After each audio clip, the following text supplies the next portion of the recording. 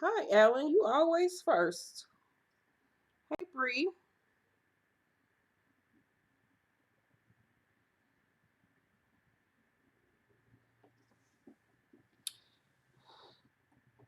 Thank you, Naya. Hey, Paris. Hey, Miss J. Cameron. Hey, Boo. Happy Saturday. Hey, Kathy. Hey, Miss Cortez. Charisse. Naris. Up. Stacy J. Christy. Raheem DeVaughn. What happened to Raheem DeVaughn? I know that ain't you, but just made me think of Raheem DeVaughn. Hi, Savvy. Hey, Carla, Caroline, Dacia. I hope I'm saying your name right. Cynthia, Sir Neil Hurston. That's a cute name. I love it. And Marie, Casey Undercover. Savvy. Yeah, you got to get alive. Hey, Deetra. Hey, Stacy Boo. Precious. Mercedes.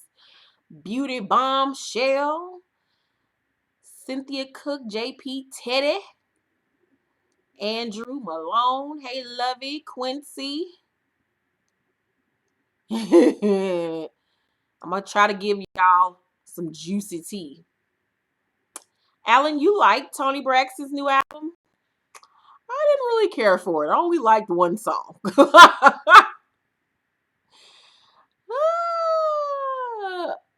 Naya, is it Chote or Coat? Naya Coat Kier? I said your full name, girl. Hey, girl. I don't know how to pronounce it, but hey, girl, hey. Kiana had her a good old cup of vodka and cranberry. All right, girl. Okay, y'all ready for some tea? Y'all ready to sip something? The celebrities have been acting a fool this week. Last week we kind of had a dull week, but they back in the damn media acting a damn fool. I got it close. All right. Well, we gonna call you Naya, girl. Thank you, Tiffany. We gonna get on that, Quincy. Can you hear me, whore? All right, let's get into our first story of tonight. Me and Monique are going to see Acrimony tonight. Who has seen Acrimony? Anybody in the tea room went to go see Acrimony this morning or last night? Let me know if it was good. Y'all know I gave up on Tyler Perry like 10 years ago.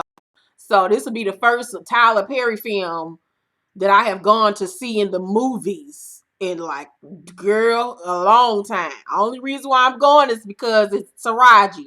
And the trailer looked all right, but you know, Tyler Perry throw some foolishness up in there.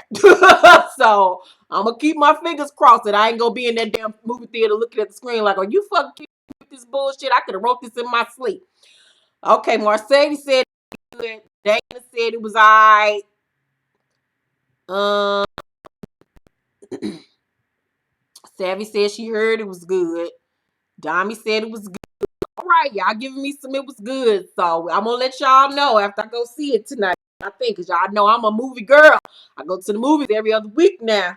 So hopefully Taraji and Mr. Perry ain't wasting my goddamn time, honey. So first story I have. Oh, I got that out of order. I'm going to have to remind myself about that. Okay, so first story I have for y'all tonight is on Lil Boosie Badass. Yes, Carmela, I heard about Fabolous. We're going to talk about Fabolous. Hush now. Hush. Act like you're in church. Shh. The pastor is about to preach the sermon. Shh, shh, shh, shh. All right. So first story I have for y'all today is Lil Boosie.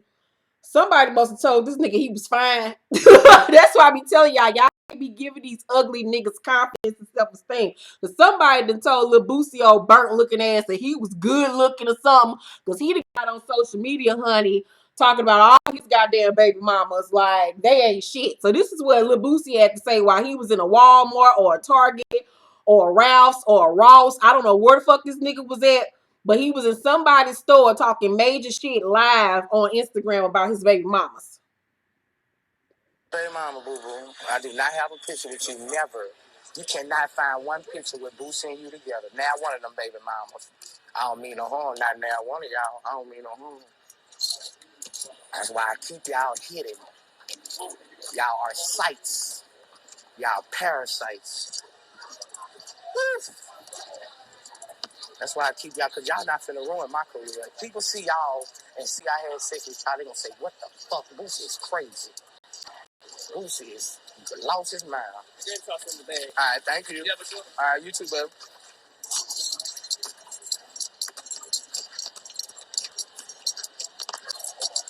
I don't mean no harm, boo-boo, but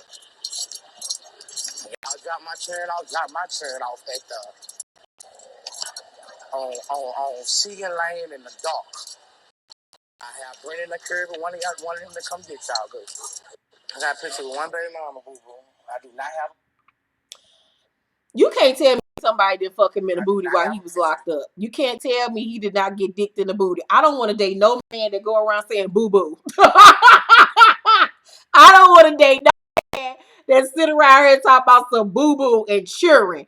You don't even know how to say children right. And I'm from St. Louis. We always fuck up our R's. But this nigga talking about some children and boo-boo. Nah, sis. That's all right. His ugly ass. Niggas fuck me up always trying to talk about they baby mamas ain't cute, but you laid the fuck down with them and nutted up in them. So you might have thought something of that bitch that you wanted to procreate the that motherfucker. And then you didn't fuck up but once, but twice. So you talking about all your baby mamas ugly. So what the fuck does that say about your ugly ass? Like, you are not attractive.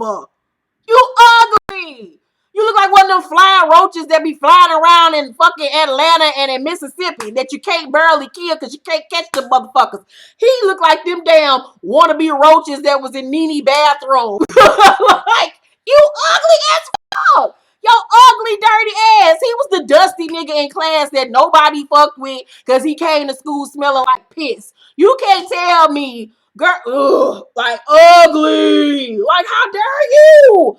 This is why I don't fuck with ugly niggas, because you can't get them niggas not one bit of self-esteem or goddamn me emotional or physical support. You tell that motherfucker he look alright one time. This nigga think he Idris Elba. Bitch, bye. So his baby mamas was not having that bullshit.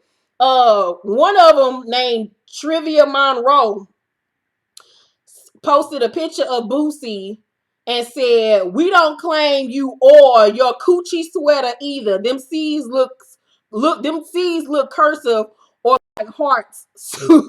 Swipe, swipe, hashtag swipe, hashtag shot your plug, shoot your plug, B. I most definitely can't afford it, so I just won't have it." And so here is the picture that she talking about a Boosie and this fake Gucci shirt. Look at this nigga in this fake Gucci shirt. This is Lil Boosie on this side. This is Lil Boosie fake Gucci shirt that look like they some S's and not some G's. And then on the other side is the actual real Gucci shirt. Nigga, I holler. This nigga out here wearing fake Gucci and shit and fake chains and shit and trying to talk about some goddamn body with your dusty, dirty ass. Still shopping at the damn flea market. Waking up real early as soon as the flea market open to go copy your fashions. Boy, he probably wore fake Jordans. I'm gonna tell y'all. I'm gonna tell y'all a secret. I'm gonna tell y'all a secret and y'all better not tell nobody. So, because this is a reflection of me and I should feel bad about myself. But when I was with my ex, that cheap ass nigga had the nerve to buy some fake Jordans from this nigga online. And I knew that was the end of our relationship. When that nigga met up with this motherfucker and bought some fake Jordans and bought them motherfuckers in this house, I said, "Where you going with them Melissa Forders?" Talking about he was gonna buy Kyrie some. I was like, "Bitch, no, you ain't. His mama can afford some motherfucking for goddamn real Jordans." Girl, that nigga had the nerve to wear them Melissa Forders out the house. I was like, "Yep." This is when I was sick too. So I was like, "Yep, this relationship is done. This is over like a motherfucker." Y'all better not tell nobody my goddamn business neither. Woo, Jesus. Boy, fuck Lil Boosie, little ugly ass. Ew. Never mind. No. Next story.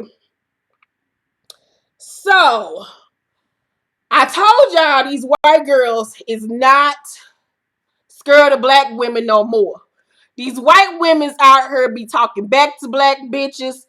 They been banging they whole life too. They ain't scared of us no more. Shit, they damn near as black as we is now.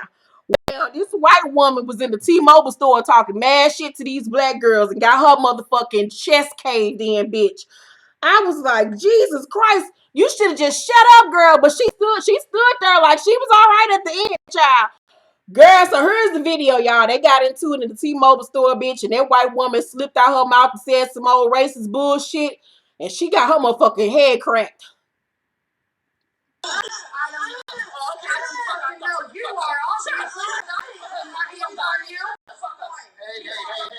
going on? Man, because black bitches don't know how to.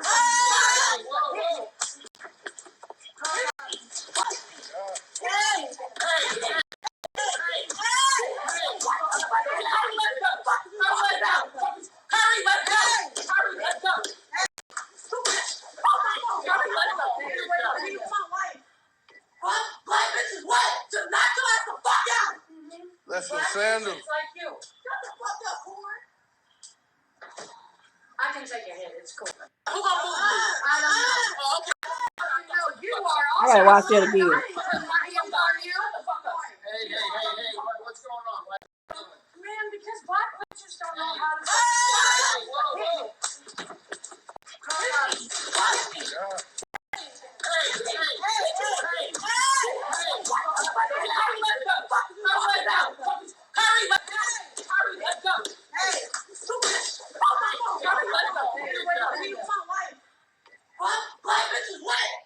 Girl, she kicked that bitch. Like she was Satan himself. Oh, I want to kick somebody in their back like that. That's when you get out your aggression. You kick somebody in their back like that. You don't give a fuck if they spine crack, bitch. She tried to cave that bitch back in. That bitch was gonna be in a wheelchair like Christopher Reeves. May he rest in peace. I'm going to hell. What up, Christopher Reeves? How you doing up there in heaven? But yes, child, y'all white women is not afraid of us black women no more.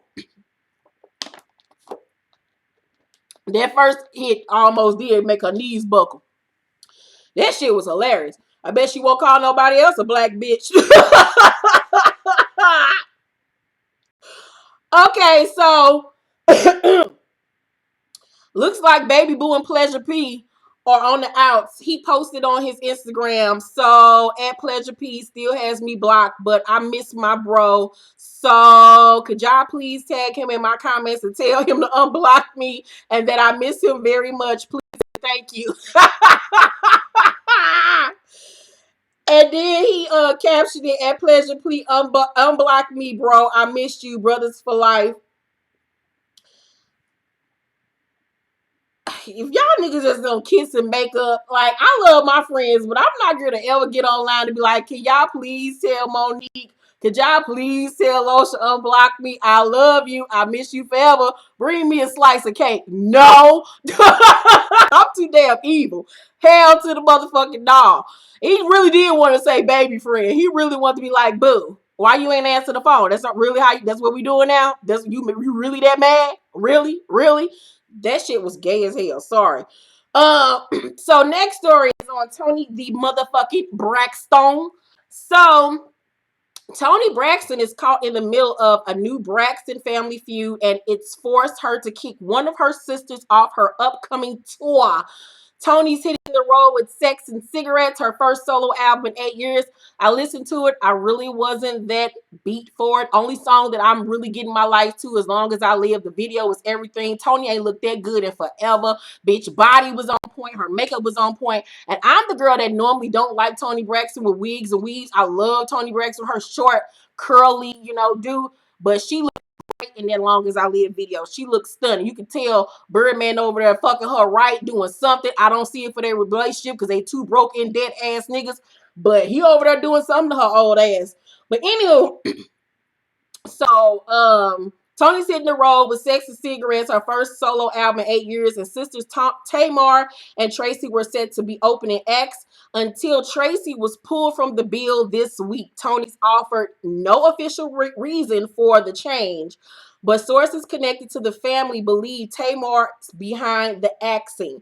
As we previously reported, Tamar's beefing with her sister and mother over the way they've been treating her estranged husband, Vincent D. Herbert, on their reality show. She thinks the show's been edited to vilify him. We're told Tracy's been working on a new album and intended to perform some of those songs on the tour, so she doesn't think Toni would 86 her on her own. Still, Tamar's team is denying she had anything to do with it. For now, Tamar's in, Tracy's out, and Toni's radio silent.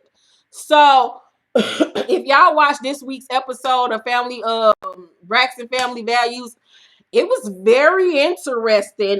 This was the episode where it was revealed that Miss Braxton, Evelyn Braxton, told TMZ about, the domestic violence between Tamar and Vince.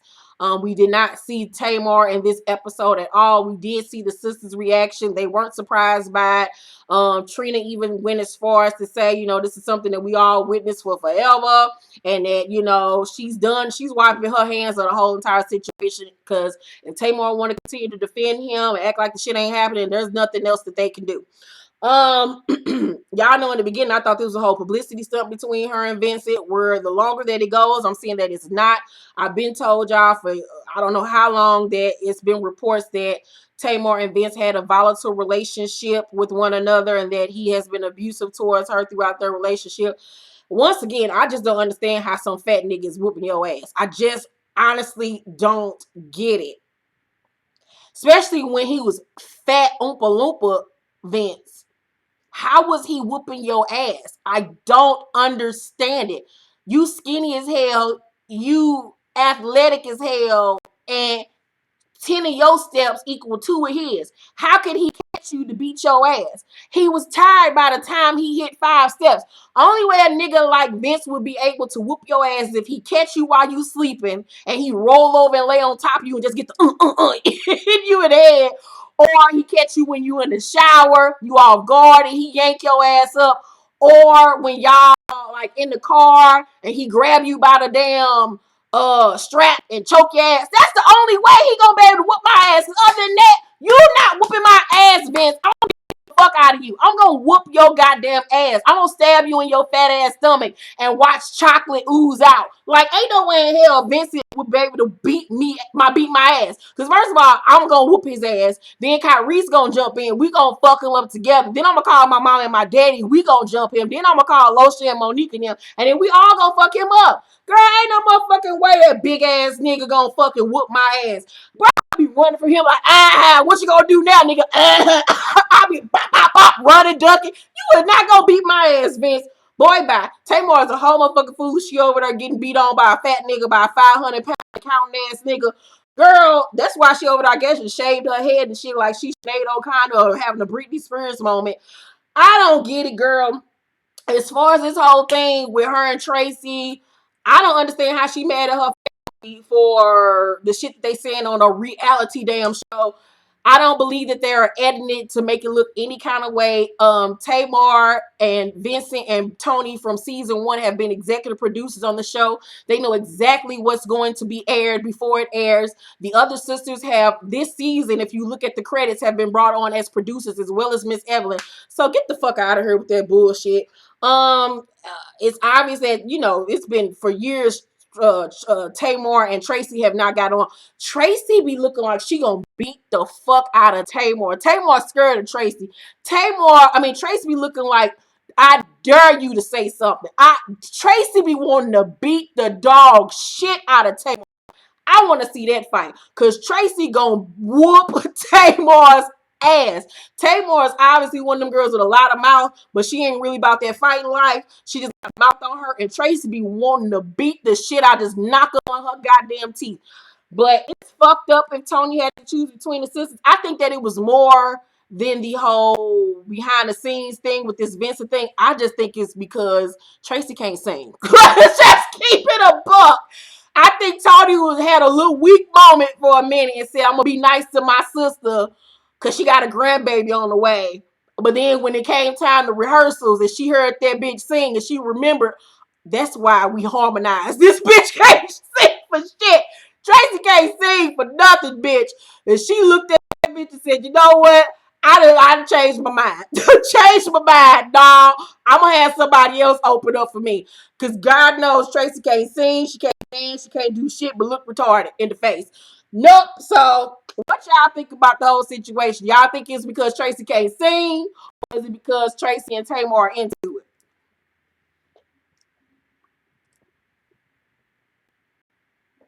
Blessed lady, Tracy can't sing. Lady Nika, Tracy can't sing. Miss K agree. So a lot of y'all thinking it's because Tracy ass can't fucking perform.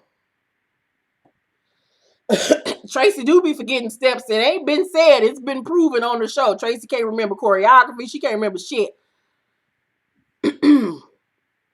Child, it's a mess. So, who has not seen the Real Housewives of Atlanta reunion trailer? If you have not, I'm about to show y'all the trailer. This motherfucker about to be lit. The reunion look like it's gonna be better than the season. So here is a look at the Real Housewives of Atlanta reunion trailer. On the Real Housewives of Atlanta reunion. Bring any bones? No, getting off the couch. Here we go. I don't think you even know what you did. You still on that, girl? You ain't let that go.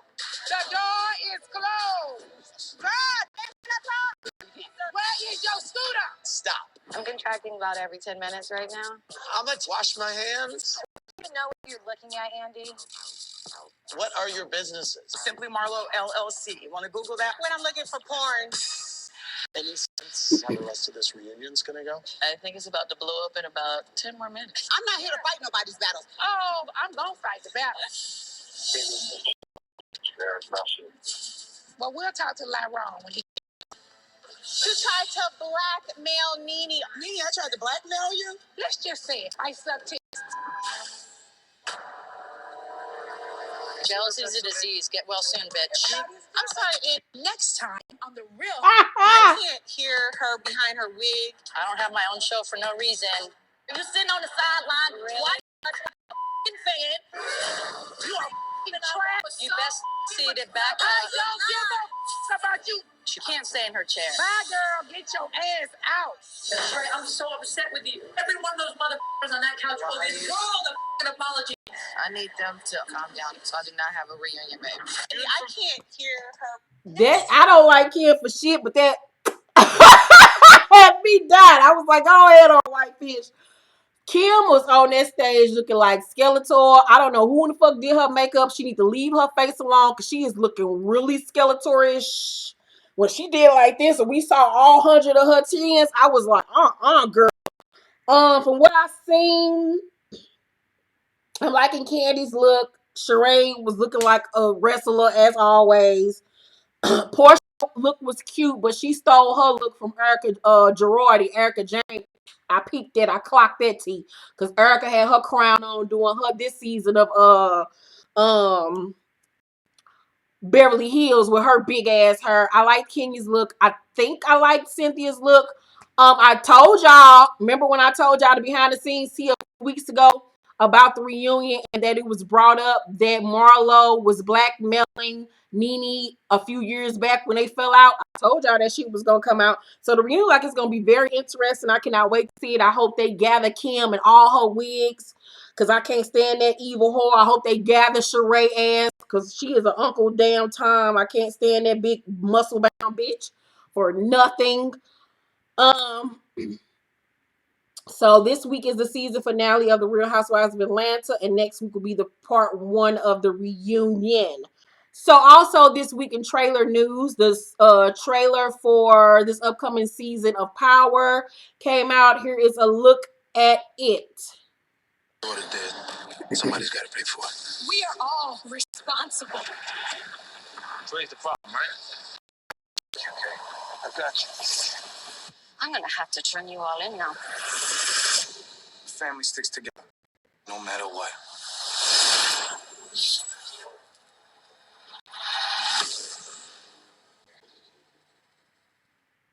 My daughter dead. Somebody's got to pay for it. We are all responsible. Raise the problem, right? I can trust you, Kay. I got you. I'm gonna have to turn you all in now. Family sticks together, no matter what. So the new season of Power starts June 1st. I will be doing reviews per you all's request. Y'all know I really don't care for the show anymore. But like a black person, I'm gonna hold out hope they get it the fuck together. But I have little hopes of it. This week also, Jess Hilarious and Donda started beefing for what reason I don't the fuck know. Here is some video footage of their beef. I don't even know how it started, why it started, but here's some video footage of what Jess Hilarious had to say about Donna from Black Ink Crew. Sending me DMs. Donna, because Donna talking shit about you. You want me to do this? I'm not beefing with Donna. She's a lost soul. She's beefing with and her hairstylist, but it's okay. So I'm just gonna tell you, baby, because I'm on set. You know, I got a little break right now, and I'm just gonna trust it.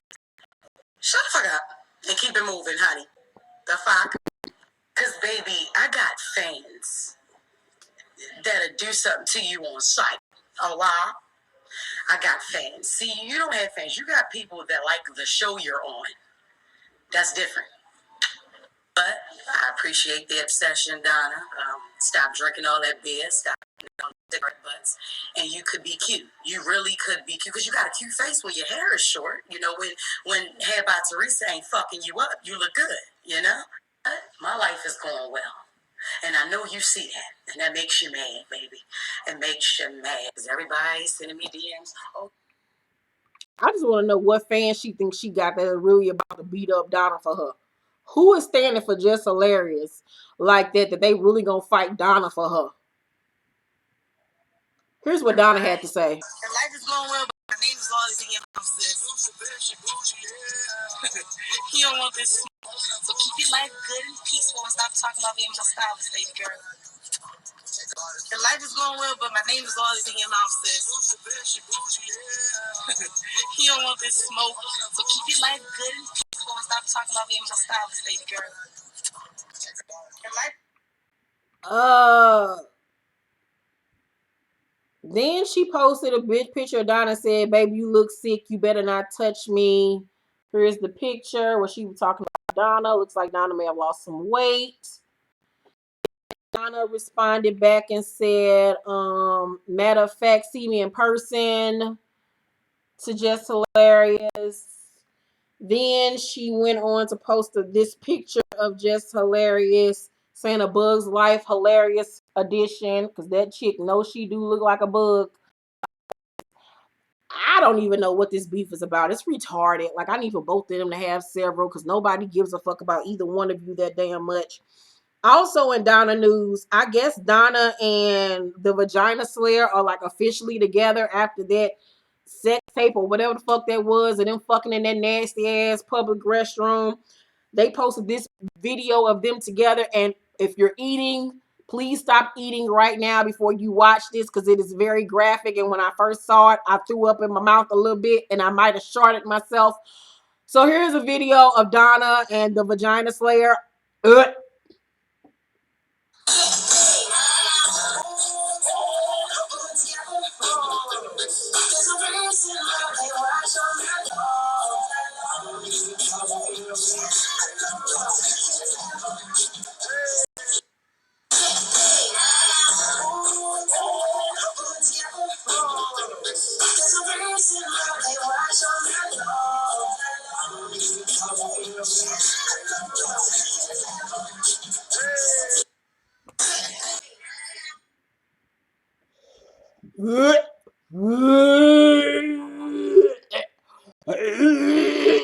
Like, I know he got all that wax out her ear. You can't tell me that Donna cleans out her ears. I know he got a mouthful full of gunk in his tongue. And Donna looked like the type of bitch that don't even wipe in behind her ears. Her back of her ears probably smell like her pussy. That was disgusting. I would beat a nigga ass regardless. You lick it all up in my goddamn ear like that, giving me an ear infection with your nasty ass saliva. Ugh! Disgusting.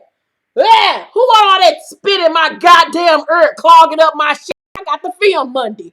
Girl, oh, that is the I cannot. That was so disgusting. So disgusting. Ugh. Neither one of them niggas probably floss. Ugh. Blech. Blech. I'm all right. I'm good. Blech. So Cardi B released her new song this week. Her album will be dropping next Friday. Invasion of Privacy. I love the artwork for it. It was really cute. She got us all excited Thursday night. I believe that was Thursday night, or was that Wednesday night? Whatever night that was. She got us really excited about her new single, Be Careful. I was up at 12 o'clock midnight when it released. And here's the song.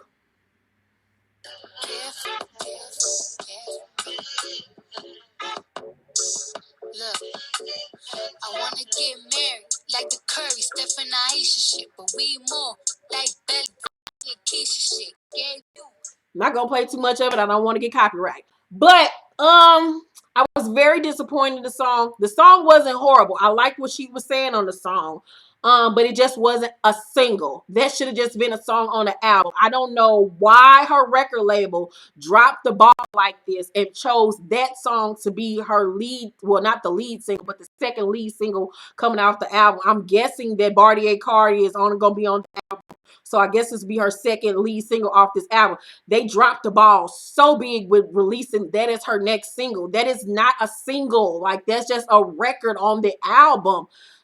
She should have came with something still with that club feel like Cardi and Bodak Yellow. She should have stayed in that lane and gave us that something still in that realm. But that song, it was a nice little bop, but it just wasn't what I was expecting. I'm still very excited about the album. I don't think that she's gonna let us down or what she's gonna have on the album. I just think that her and her record label dropped the ball with picking that record. But then as soon as the record came out, this guy posted his video of his reference track because he wrote the song, and he released the video of him doing the reference track for the song. Here it is. Man, I thought you would have learned your lesson. Bro, liking pictures, returning texts. I guess it's fine, man, I get the message. You still stutter after certain questions. You keep in contact with certain. Everybody was all up in arms. Cardi don't. Anybody with a goddamn brain and two ears know that Cardi B does not write all her goddamn music. If you go back and listen to Gangsta Bitch Volume or whatever the fuck it was called, Cardi was not rapping for shit. It was trash. I couldn't even get through it because it was so poor. Like, the lyrics was just not there. Then when she came with her second mixtape, she was flowing better. The rhymes had gotten better. Duh, she has help writing her records.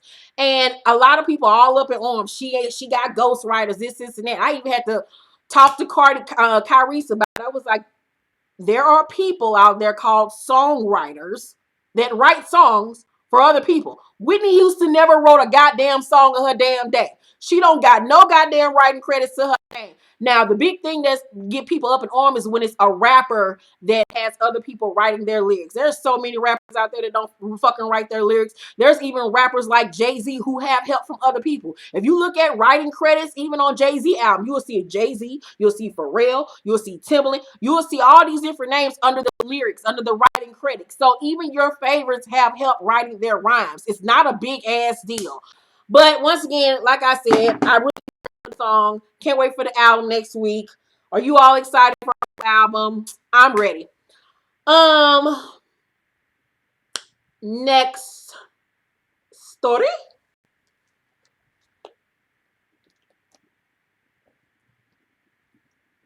I did like it better, the boy version.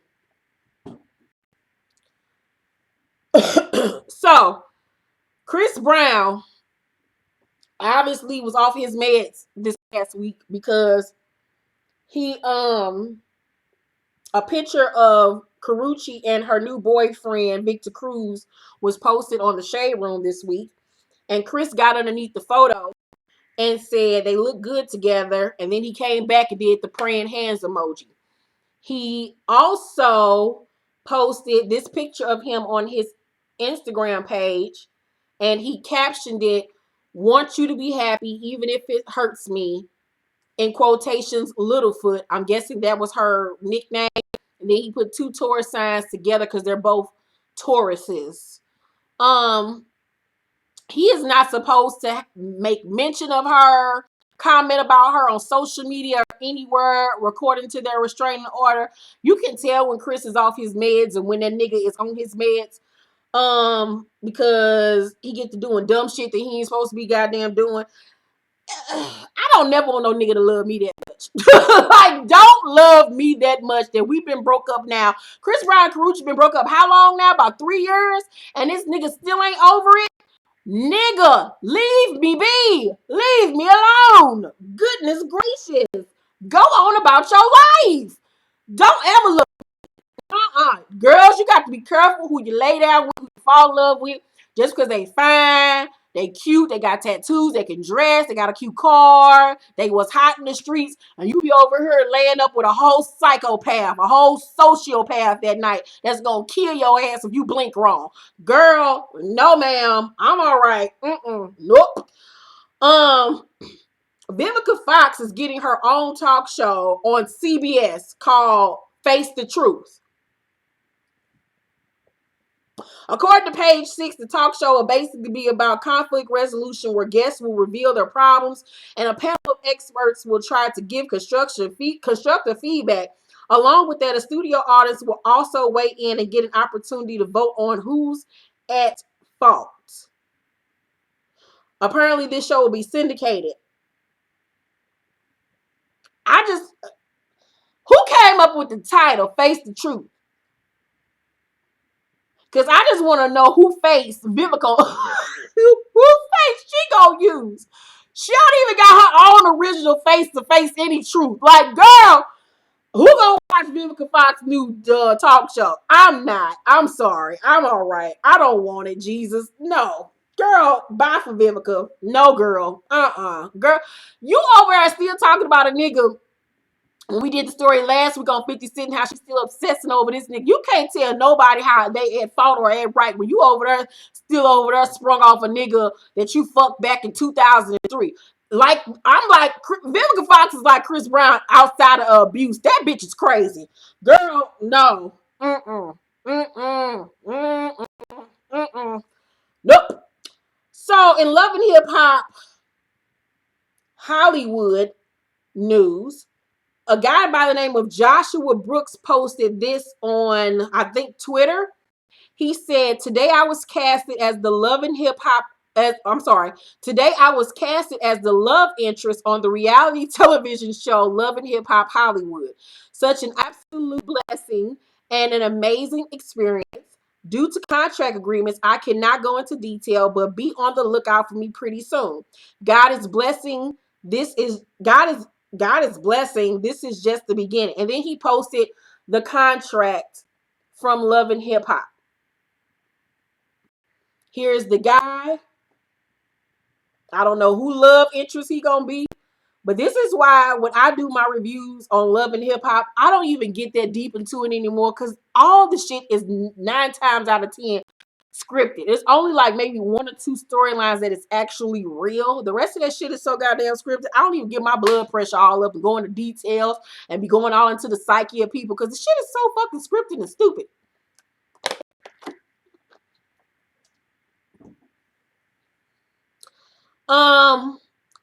Who knew and why nobody told me that Snoop Dogg just released an album called Bible of Love that debuted #1 on the Billboard gospel charts?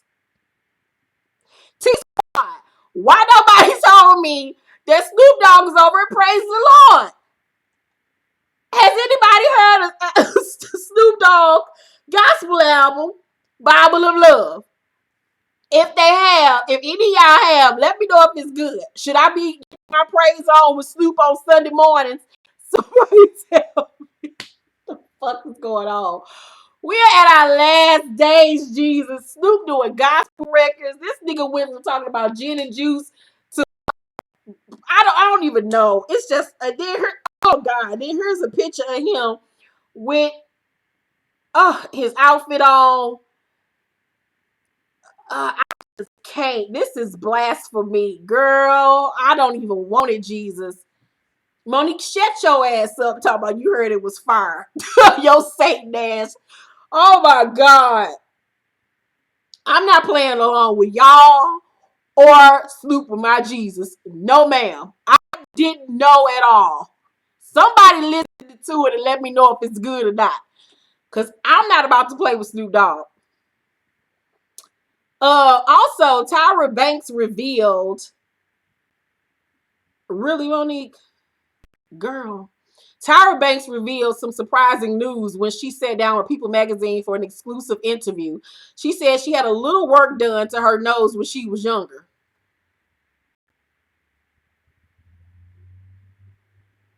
Bye for Tyra. She said, I had bones in my nose that were growing and itching. Banks told People, I couldn't breathe. I could breathe fine, but I added cosmetic surgery. I admit it. Fake hair, and I did my nose. I feel I have a responsibility to tell you. That's the worst kept secret ever. Bitch, we been knew you got your nose done. And 9 times out of 10, it ain't had nothing to do with no goddamn bone in your nose. You had a big ass, country ass black nose that made you look real stupid by the face. Because let's face it, when Tyra had her original big ass black folks Jackson 5 nose, it didn't look right on her face, especially with her being a supermodel. So she went and got that motherfucking beat tweaked. Tyra, sit your dumb ass down, you big giraffe. Girl, I can't stand Tyra Banks. She does the most and she's stupid. Like we didn't know you got your nose done. Duh. Next story. Tokyo Toni took to Instagram and had this to say. These bitches out here calling the paparazzi on themselves. How the fuck you had 16,000 motherfuckers waiting for you to pull up? That's how stupid y'all motherfuckers are. Y'all got these plastic ass bitches, and I mean all of them. If you got a fake titty, if you got a fake ass, you shouldn't praise that bitch. Not for that, maybe for her works. If she's a school teacher and got a fat ass or something, she teaches some kids. That's a good reason. Because I don't know why these bitches go get these fat asses. You hear me? Because the niggas always leave these bitches. I don't get it. The fat ass, the titties, all of your face, your nose change, and your chin change, and your fake teeth. These bitches got fake teeth before they 50. They idolize this shit. And they can't even keep a man. Not one of these bitches. These bitches.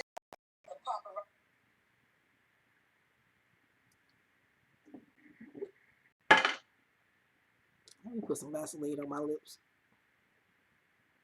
Because they feel dry after that gust of wind that just flew in my face from the shade that was thrown. Tokyo Toni just dissed her own damn daughter. That whole thing was about her damn daughter.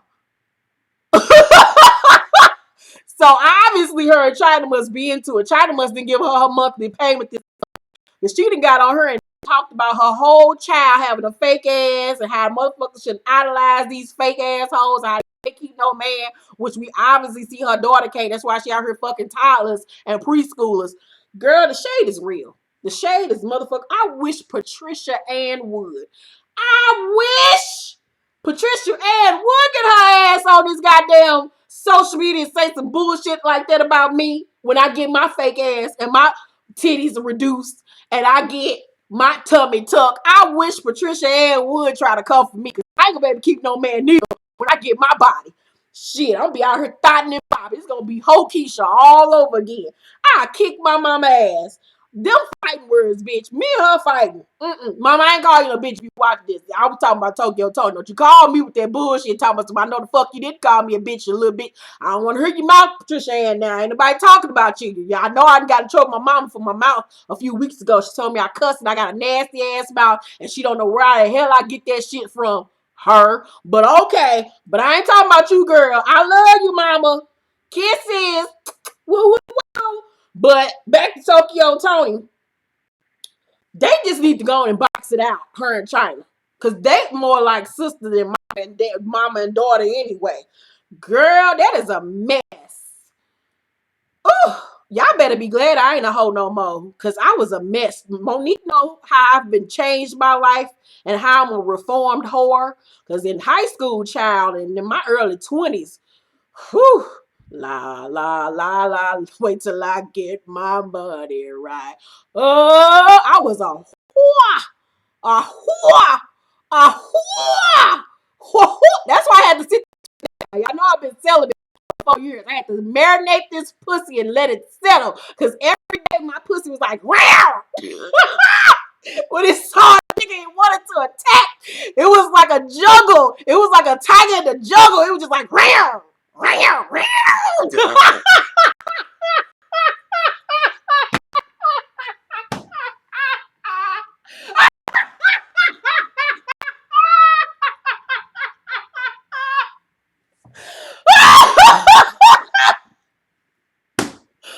Oh, Jesus. That just tickled me. I need Jesus. Woo, and a sedative. All right. Woo, ain't that right, friend? She said the Kardashians ain't got shit on the old you, girl. Bitch. Woo, wee. How y'all think Kyrie's got her? I was a hoe. Ho, I was a hoe. Ho, I was a hoe. Ho, I was a hoe. Girl, don't let me put on a cute outfit and get my makeup, do my makeup, bitch.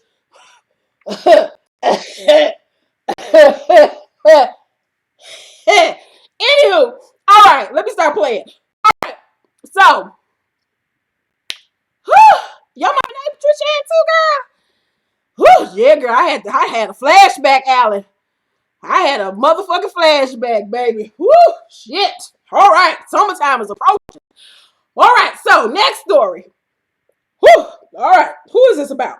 Chance the Rapper took to Twitter to shun Heineken for its recent commercial. In the commercial, a bartender sees a light-skinned woman across a party. He cracks open a new bottle of Heineken Light and slides it across the bar.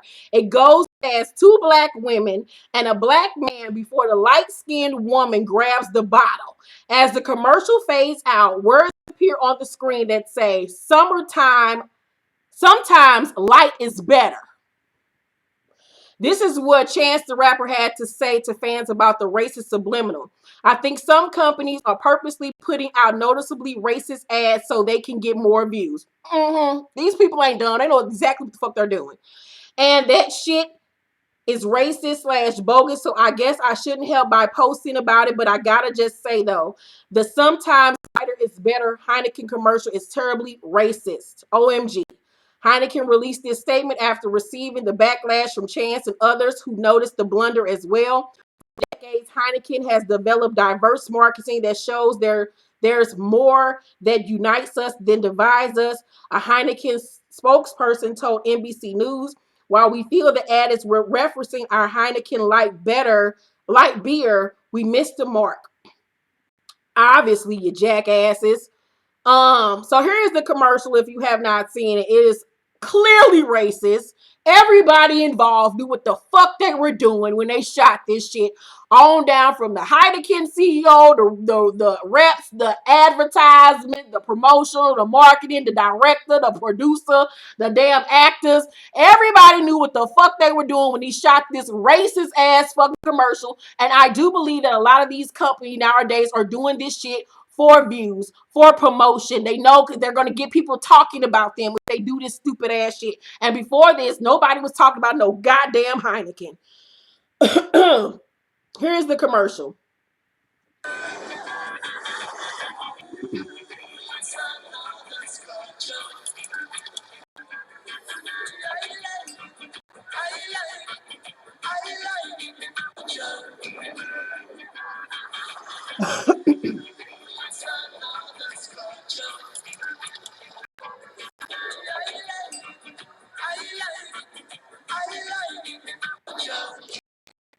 And the woman wasn't even light skinned. She was white or whatever other ethnicity her ass was. She wasn't light skinned.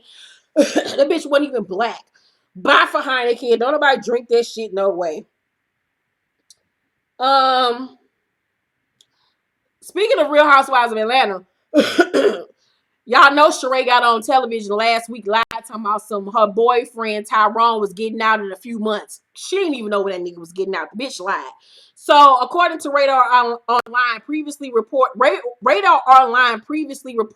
that Tyrone Gilliam, 51 years old, was sentenced to 120 months in 2013 on securities fraud and wire fraud charges in an elaborate white-collar scheme to swindle investors of $5 million.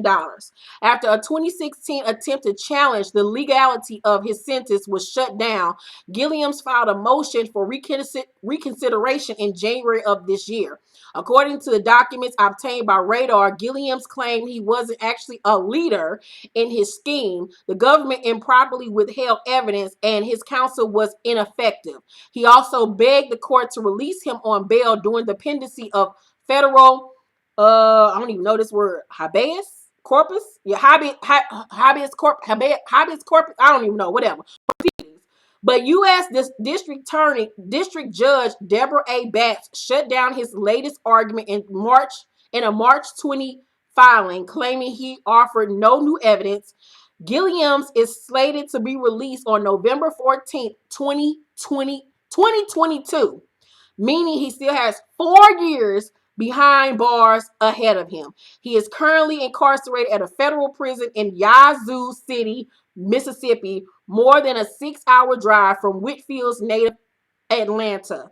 The 48-year-old mother of 3's family co-stars and friends have been critical of her loyalty to the felon, but she still insists that the couple is meant to be together. Girl, buy for Tyrone, buy for Sheree, buy you two prison lovers. Because I feel like the only reason why he low-key attracted to Sheree because she looked like a nigga. She built like a whole goddamn WCW cruiserweight champion. Nobody want that muscle ass bitch. Girl, bye for Sheree. I really feel like Sheree's storyline with this nigga. I feel like Sheree got with Tyrone for a storyline because she knows she has nothing else to offer for them shows. On that show. And if you pay attention to when she's even on the phone with him, she's halfway not interested. She has no emotion behind it. I feel like she's using him for a storyline. I still low-key feel like Sheree is a lesbian. Sheree has lesbian written all the fuck over her. That's why we ain't never even seen or heard of her dating nobody before Tyrone. That bitch like, puss. Bye, Sheree. You ain't fooling me, bitch. So, y'all know this week, Tiffany Haddish did an interview with GQ magazine. Now, the interview was done back in like January. So, people are all in arms feeling like she was still talking about Beyonce. But when you do a magazine interview, they do it months in advance and then it comes out several months later when the actual magazine is on shelves. So Tiffany Haddish said she wasn't going to say Beyonce's name anymore after B called her out and top off, but unfortunately that was weeks after Tiffany sat down with GQ in January and spilled way more tea about the time that the latest issue of GQ, Tiffany says that during that same party where B had to check an actress for getting too flirty with Jay-Z, the actress actually bit Beyonce in the face. According to Tiffany's version of events, Beyonce told her to stand down because the bitch is on drugs.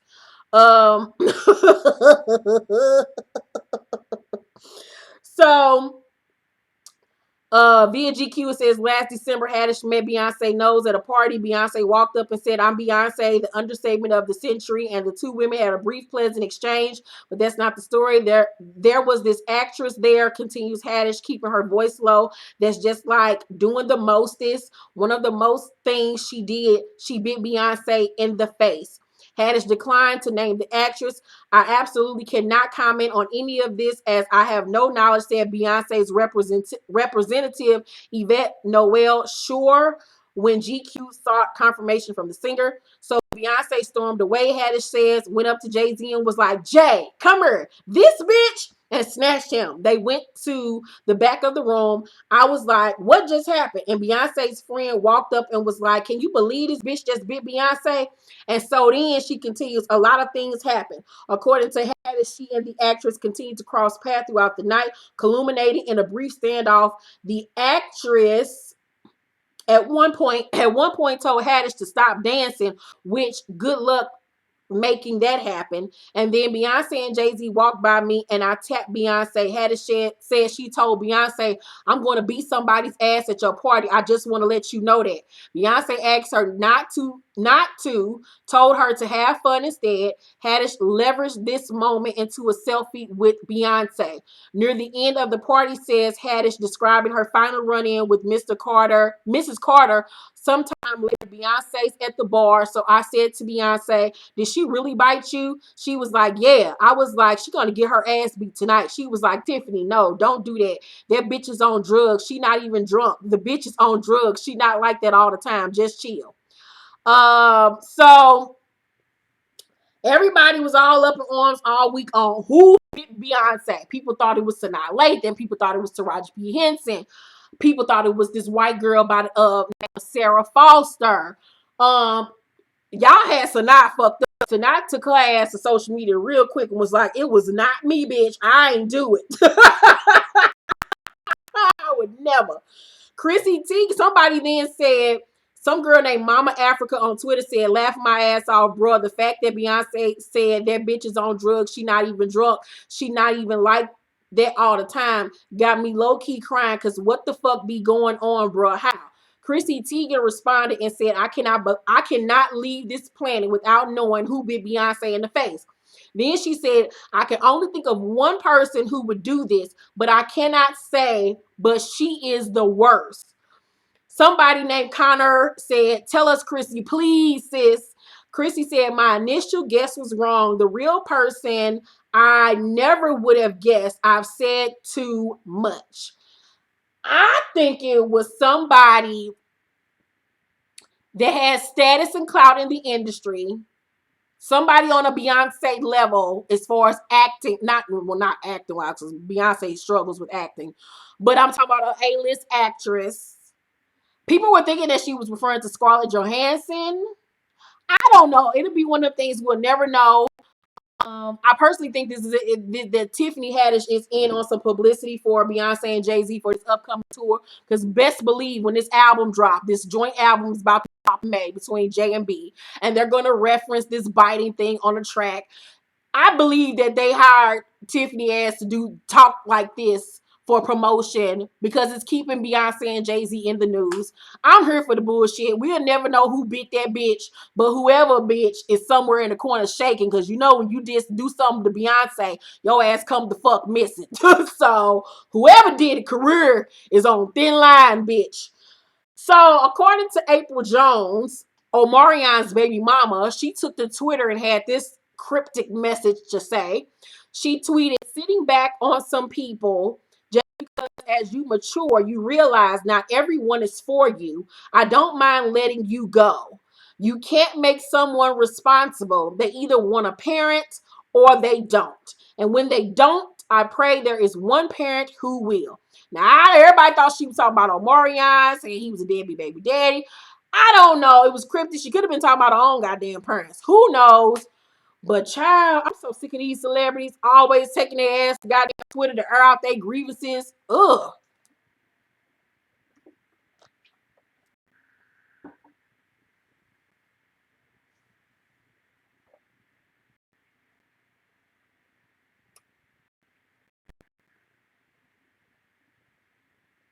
I don't think Gwyneth Paltrow would bite Beyonce in the face at all. Louis Vuitton has Virgil Abloh as its new menswear designer. This is huge. Virgil has been working in the industry for years amongst Kanye. He's one of Kanye's best friends. He is the designer for the brand Off-White, which is huge. They just had a huge fashion week showing a black designer being the new name, the new designer for Louis Vuitton. is huge. So shout out to Virgil. That is so dope. So Angela Simmons, if you have noticed, has not been wearing her engagement ring anymore. We have not seen any more photos of her baby daddy, her criminal ass baby daddy. So Famous had this to say. She said, no wonder Angela Simmons left her baby daddy. He went back to jail for fraud back in January. It's not his first time being locked up for scamming. So that nigga back in jail for doing what we told her ass he did when she met him and fucked him and got pregnant. Girl, y'all better start learning what to do with y'all pussies and stop fucking these criminal ass niggas. So, people put two and two together and saw that Angela Simmons and Yo Gotti were at the same music festival on the same night. He was there to perform and she was in the audience. Here is pics. Maybe she ended up giving Yo Gotti a chance. We've all been asking for it, so we shall see. I'm here for Gotti and Angela. Shit, she needs to give them a, maybe he'll do her ass right. Jocelyn took to the internet and posted, and she captioned it, when 1.2 million won't even cut their TV on. Hashtag Jocelyn Hernandez. Have you all been missing Jocelyn from being on Love Hip Hop Atlanta? Keep it 100%. This show does not feel the same without Jocelyn. It really honestly don't. The first two episodes have been mediocre at best. The only storyline that has even caught my attention at all is, surprisingly, Sierra and Shooter whole storyline. The underdogs of last season that really didn't pop is now popping this season. I don't give a damn about Estelita and Stevie and this recycled ass Jocelyn Steve season one Love Hip Hop ass story. I don't give a fuck about Mimi and Melissa and them getting into it. I don't give a fuck about Erica Mena pretending to be a lesbian trying to fuck Tommy. I don't care about none of that. So I miss Jocelyn being on the show. I really do. I feel like her and Mo need to put their shit aside. This is business, bitch. All your employees gotta like you, but they gotta respect your ass and bring her the fuck back. Ugh. So in couples news, Paris Jackson and Cara Delevingne were spotted kissing while on a double date with Macaulay Culkin and Brenda Song. Here is a photo of Cara Delevingne and Paris Jackson kissing. Uh-oh. That's a cute little lesbian couple. I'm here for it. Love you. I'm here for that little lesbian relationship. That's cute. Black Panther has become the top grossing superhero film of all time in the United States, beating out the Avengers. That is what's up. I didn't even know. Critics were saying that Black Panther was only going to do like maybe 90 million the first weekend. And we saw how that shit went. So to see it go from not even thinking it was going to make 90 million, only make 90 million the first weekend, to now it's surpassing what the Avengers did and becoming the number one superhero movie in the United States is fucking phenomenal. The movie only cost $200 million to make, $1.2 billion in just 36 days. It was at number 6 on the list. Black Panther is reportedly only one of 7 films to ever earn $600 million or more domestically. That is so huge. I'm really hoping that they do bring Eric Killmonger's character back in Black Panther 2 and that they bring him back alive or whatever case may be, because we want to see him fight next to T'Challa. I think that'd be dope. So Selena Gomez, I really liked Selena Gomez, and I felt really bad about her when she went through her health problems. She had to get a new kidney or a new liver or some shit that one of her best friends donated to her. I really felt bad for little Selena until I found this news out. So the Shade Room said, y'all remember when Selena Gomez caught some flack for basically saying Black Lives Matter was just a hashtag? Well, sis turned the comments off in her hashtag March for Our Lives post after people were going in on her for using a hashtag for this cause, but not for the Black Lives Matter cause. If you need a refresher, during the Black Lives Matter movement, a fan asked Selena why neither she nor Taylor Swift said anything about the cause. She responded by saying, oh, LOL. So that means if I hashtag something, I save lives? No, I could give two fucks about sides. You don't know what I do. Oh, okay. Look, Casey, all right, bitch. So, here is the Twitter post. when it was originally said on Twitter. Wasn't no fake shit. And so here is a picture that she posted last week during the whole March File Live situation, and she captioned it, "I don't want this to just be an Instagram post anymore. Please, enough.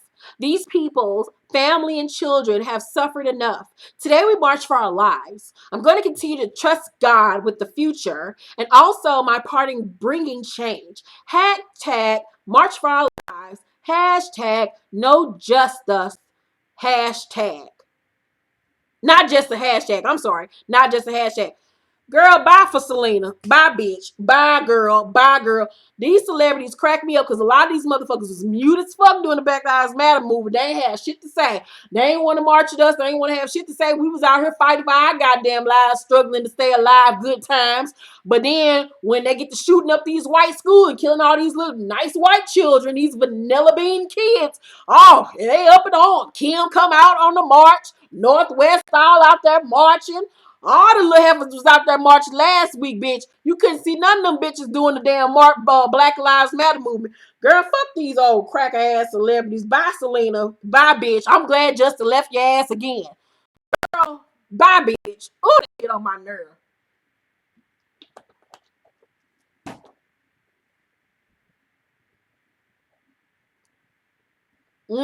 Cameron. So, Chris Brown, I think this is my last story. No, it's not. I got a couple more stories, then I'm done. So, DMX was so DMX tax issues and wait a minute. According to TMZ, a judge has ordered DMX to serve the year and pay back over 2.2 million in restitution. DMX will also have 3 years of supervised released. So DMX's ass is in jail where he needs to be. He needs to be in a motherfucking. Now I don't think he needs to be in jail. He needs to be in, well, he ain't paying his taxes and shit. That nigga just needs to be in a controlled environment where he can't walk outside. That's all I got to say. So these pictures of Chris Brown surfaced with him and a few lady friends. And in the picture, he's seen joking and playing around with a woman and playfully choking her. And you see a friend trying to stop him from doing said choking. Here is another picture. People are all in arms, like, oh my God, he beating bitch's ass again. I was like, it's obvious that they playing around.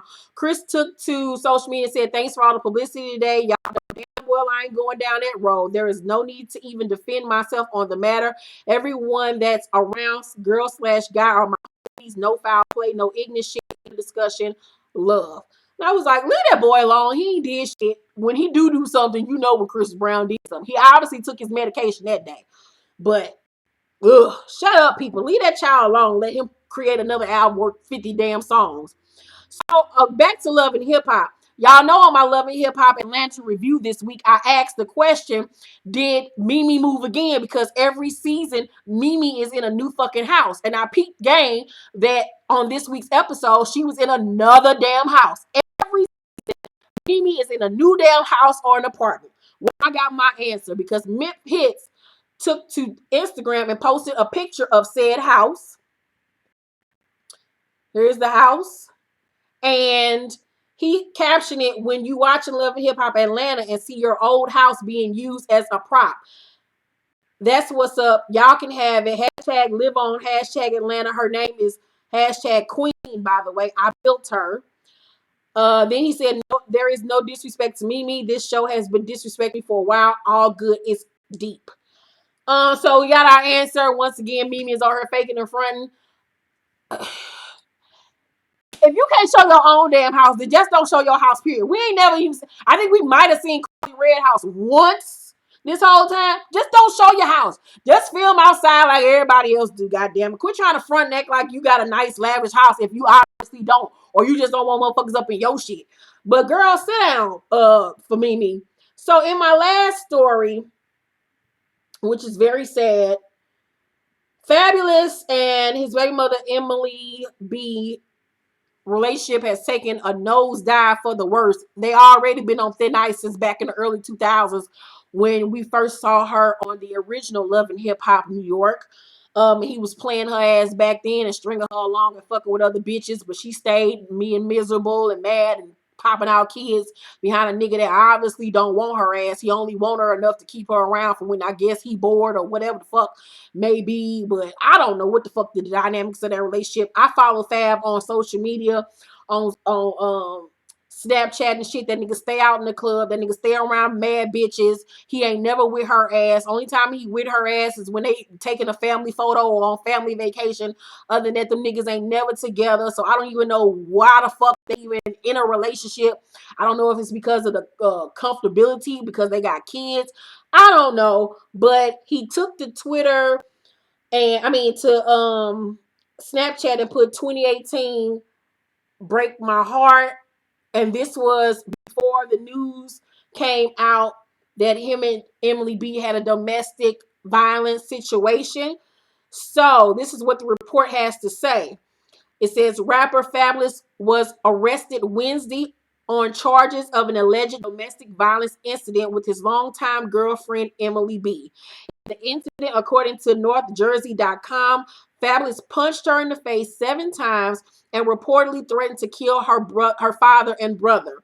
Inglewood official says Fab turned himself in on the domestic dispute and making terroristic threats charges. He was later released. According to the publication, the incident stemmed from an argument between the two that occurred on March 7th when Fab was on a business trip in Los Angeles. Apparently, the rapper became enraged when he found out Emily was also in the City of Angels via Instagram.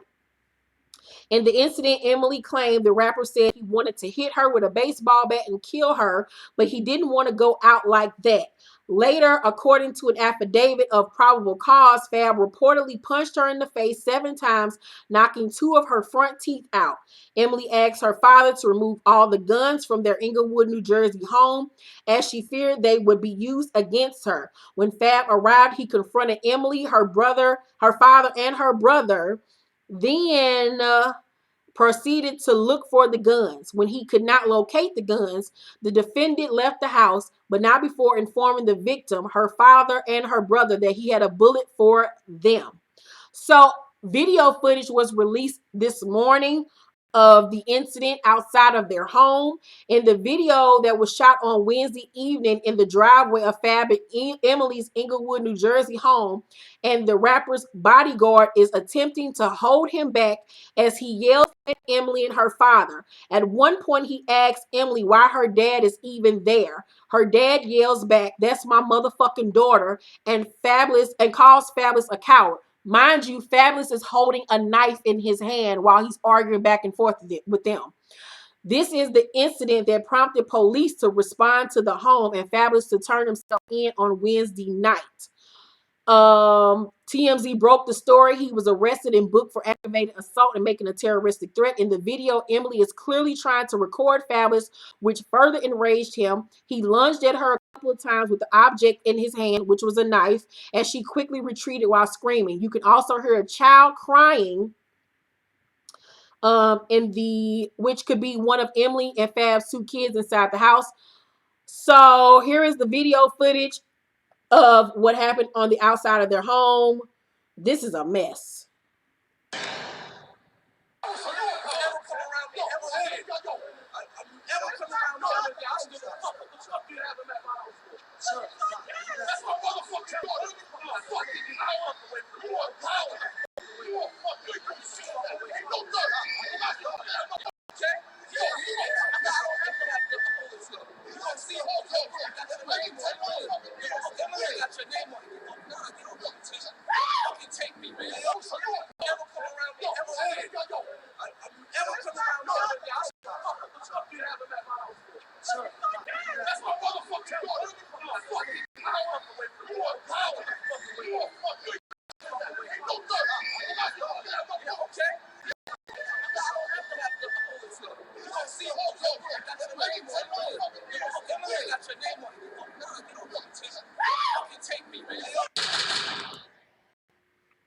That is a mess. That is very sad to watch. This is what I keep on telling you, young ladies. This is the type of shit that happens to you when you stay past your expiration date with a nigga. This girl has been with this boy for all these years. He has treated her foul all these years. And I'm not surprised if he has put his hands on her. I would not be surprised because at some point when you stay with a nigga that constantly disrespects you, he lose respect for you every time you take his ass back. Every time he plays you, cheats on you, lies to you, disrespects you, come home late, acknowledges your feelings, that nigga loses respect for you. He starts to feel like you are beneath him, like you are nothing, and he treats you as such. And that is why he feels comfortable enough to allegedly punch her in the face, knife out on her, threatened to kill her because he knows she ain't going no motherfucking where. And she has put up with this shit for years. It is sad because they have children and their children are witnessing it. What broke my heart the most is hearing that baby in the background screaming and hollering because it obviously was in the doorway or whatever, seeing this bullshit go down. That shit is sad. Them niggas need to break the fuck up. He need to leave her ass the fuck alone if it got to the point that he putting his hands on her. The fact that he got a knife in his hands, charging towards her, she's screaming and hollering. That's just too motherfucking much. Leave each other the fuck alone. Just leave each other alone. And it's sad because I've been in that predicament. I've been in a relationship where I put a knife out on a nigga in front of my goddamn kid because the shit was just so fucking toxic and crazy. And when you in it, you don't even realize how fucking retarded you are and how crazy you look and how fucking deranged this shit is and how it's just nasty and murky and you need to get the fuck out of it. Hopefully after this, they leave each other the fuck alone. Just on the stake of them kids and them kids not growing up in this type of toxic ass, abusive ass relationship or whatever the fuck is going on over there in the household, they need to leave each other the fuck alone. If she go back to that nigga after this, bitch, I don't know what to tell your ass. Girl, it ain't that goddamn deep. Being fly ain't that damn deep.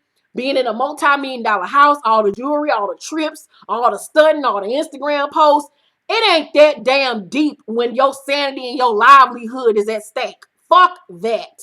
Fuck that. Fuck that.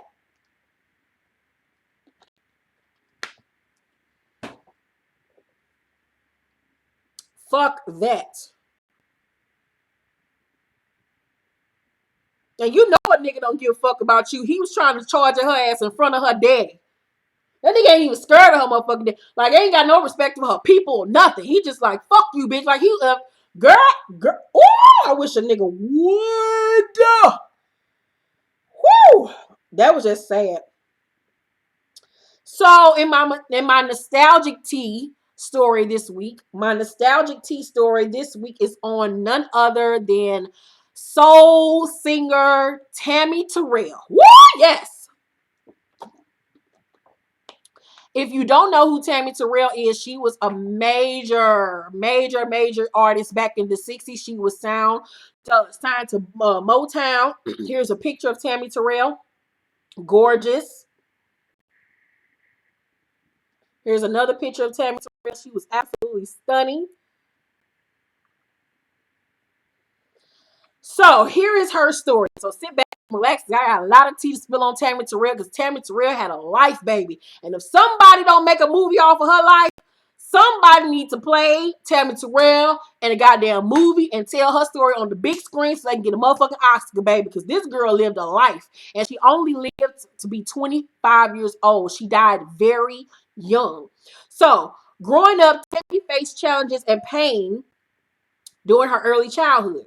By the time she was 12 years old, she was suffering from serious migraine headaches. Several outlets also stated that she was molested a year earlier by several males.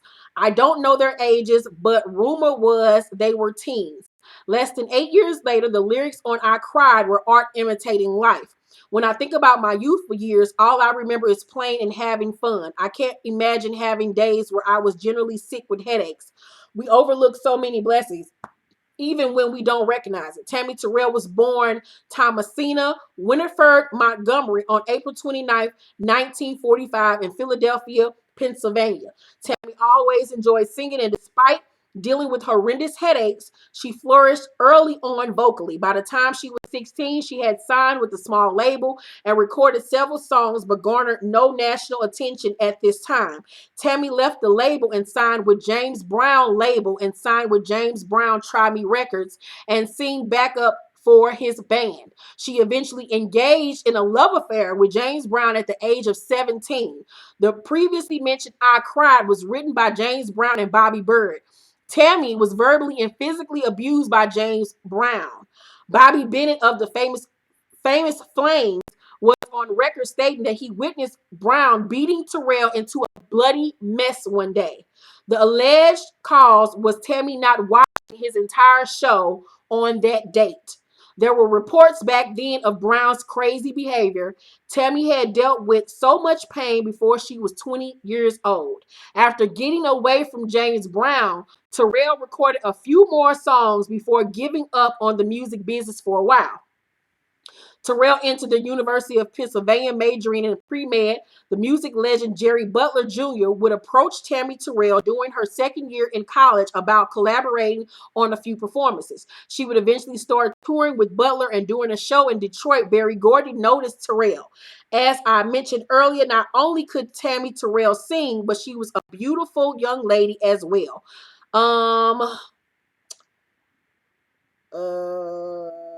Doing her first major tour opening up for the Temptations, Tammi Terrell met David Ruffin, and history started to repeat itself. David Ruffin was, of course, in the legendary group The Temptations. In 1966, after a few years after Terrell started dating Ruffin, he proposed to her. Let me just say for the record, David Ruffin had a lot of issues. Terrell would eventually find out that Ruffin had a wife, several children, and girlfriends all over. And by 1967, Terrell broke up with Ruffin after he beat her badly, and also is rumored to have hit her with his motorcycle helmet and a hammer. And this girl suffered from fucking headaches, my nigga. Woo! Another disturbing rumor around Detroit and other entertainers was that Ruffin had actually hit Terrell in the head with a hammer before. Listen, this young lady had suffered from migraine headaches since 11 to 12 of age, and this fool assaulted her in the head several times. While I'm amazed, but I remember reading that Ruffin had serious drug issues. I read Tammi had a few issues with drugs as well and depression, but looking at her life, it wouldn't have been a shock. It was painful reading various outlets about her relationship with James Brown and David Ruffin. There were rumors of a relationship with her and Sam Cooke, but the journalist says, I don't recall seeing much on this outside of a few pictures and brief mentions in an article or two. It was refreshing to my heart that around this time, Marvin Gaye started to work with Tammi Terrell at the request of Berry Gordy. Tammi was also on the Motown Review Tour as well.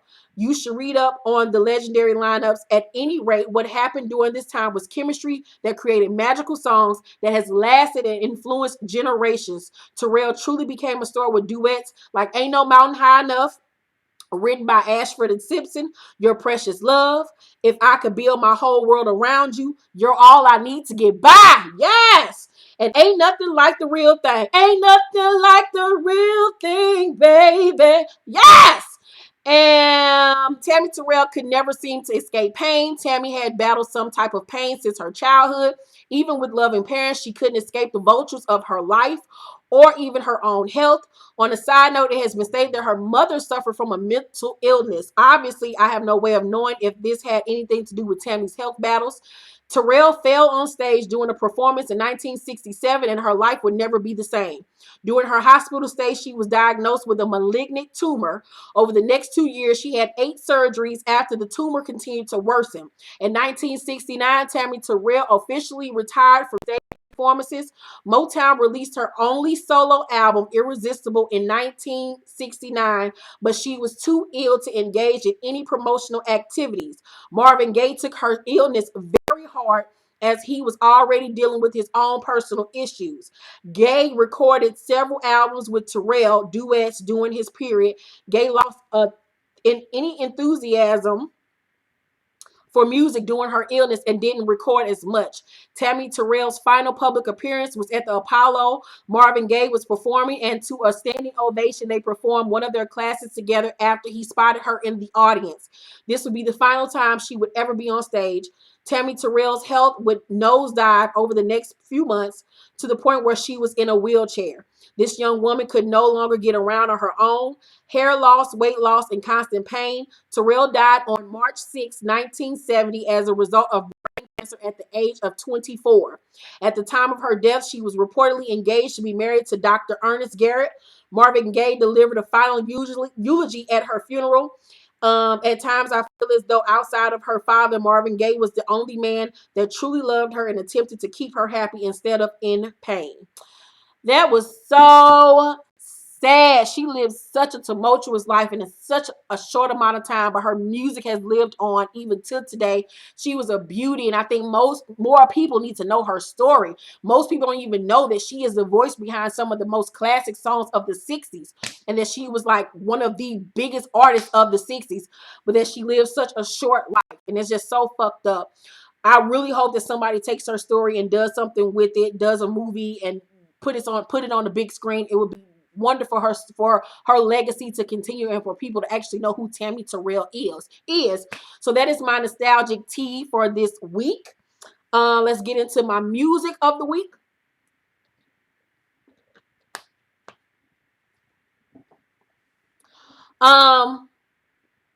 So this week I have been listening to Keke Palmer's song Bossy off the Star soundtrack. It is a bop.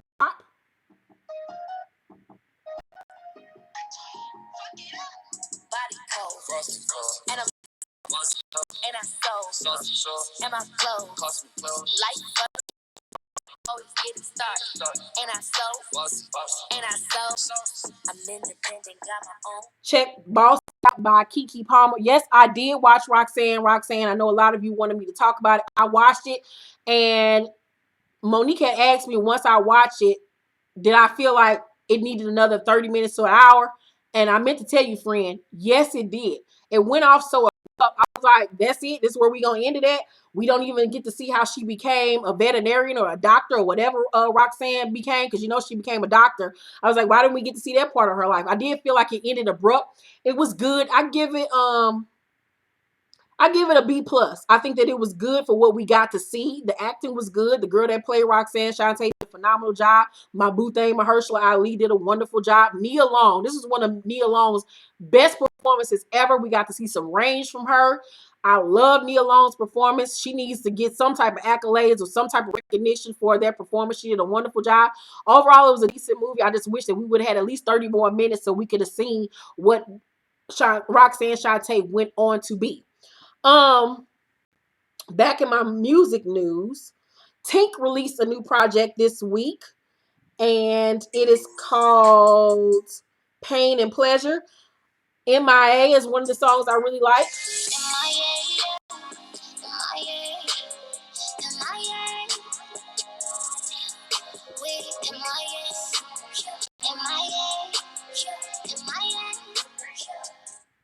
I also like Faded.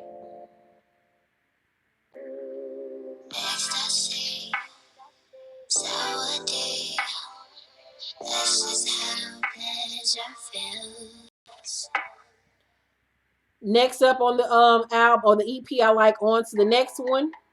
Can you love me? Never touch me. Never signs. Make up your mind. So check out Tink's new EP, Pain and Pleasure. It was released this week. We already talked about Cardi B's new single, Be Careful. I liked it. I had never heard this song, and one of my friends, Sharita from Philly, shout out to my partner, Sharita from Philly. I was looking for a song for one of my scenes for my characters to walk into the club to, and I was like, "What's a good song?" She was like, "Trina featuring Killer Mike, Look Back at It." I was like, "I ain't never heard that song." She's like, "Bitch, you ain't never heard Look Back?" I was like, "No, I ain't never heard it," but she made me listen to it, and now it's one of my favorite club songs. Killer Mike, I got an ass so big like the sun. Hope you got a mouth for a dick. I wanna slap it in my face, shove it down my. Nigga, why you blunt? I can make this pussy. I That's My Bop now. Then she hit me the Rowdy Rebel featuring Bobby Shmurda, Computers. All these social networks and these computers got these niggas walking around like they some shooters. See them in real like they're trying to bust maneuvers. Like pussy talk that same shit from your computer. So check that song out. Ro James, one of my favorite male artists, released a little EP this week called Smoke and Mirrors. I think that's what it's called. On the EP, he has a song called Outside the Box. How about that I really like.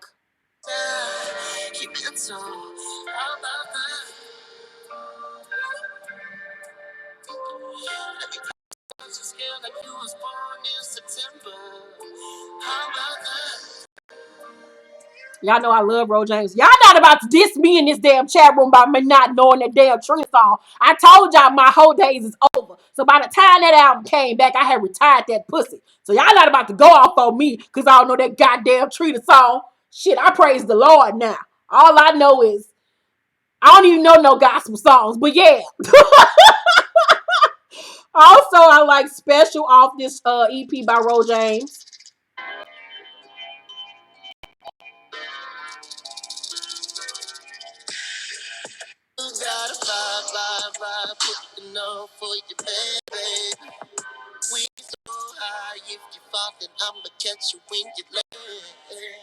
That's my shit.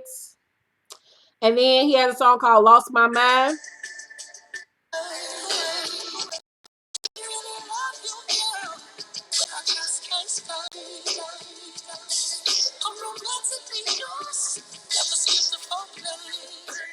So check those songs out by Ro James. Bye, Alan. Thank you for joining us tonight.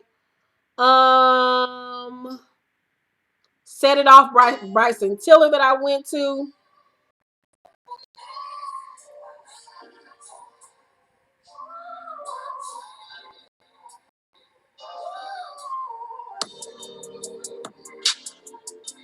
That's my shit. And that's it for this week as far as new songs that I've been listening to.